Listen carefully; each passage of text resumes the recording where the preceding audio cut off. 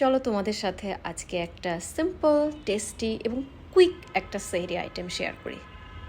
আগামীকাল থেকে যেহেতু রোজা, তো সেই হিসেবে আজকে আমাদের শেষ ব্রেকফাস্ট আগামী 1 মাসের জন্য বলা যায় আর কি।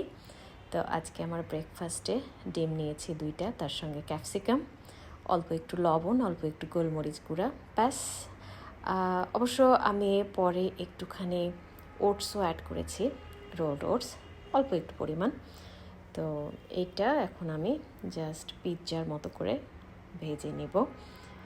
তো এখানে প্যানে আমি অল্প একটু ঘি ব্রাশ করে নিলাম। আমি ব্রাশ করি না, আমি চামচ দিয়ে একটু ছড়িয়ে দিই আর কি। এরপর আমি ব্যাটারটা ঢেলে দিলাম।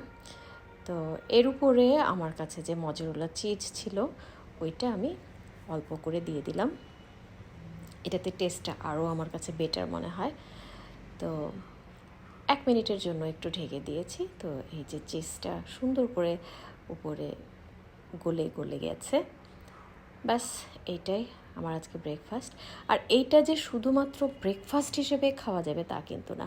আমরা অনেকেই সেহরিতে কী খাবো, তো এই যে খুব হাই প্রোটিন সমৃদ্ধ এই হালকা খাবারটা কিন্তু ইজিলি আমরা করে নিতে পারি 5 মিনিটের মধ্যে। মানে 5 মিনিটও লাগে না, আমার মনে হয় আরও কম সময় লাগে।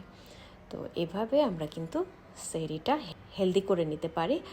আর যারা ওয়েট লসে আছে তারা কিন্তু খুব সহজেই ওজনটা কমিয়ে নিতে পারে। হাই প্রোটিন সমৃদ্ধ ওটস আছে, কমপ্লেক্স কার্ব, এটা কিন্তু দীর্ঘক্ষণ পেটটা ভরা রাখবে। ট্রাই করে দেখো, এটা খুবই হেল্পফুল একটা আইটেম, হেল্পফুল একটা রেসিপি ওয়েট লসের জন্য।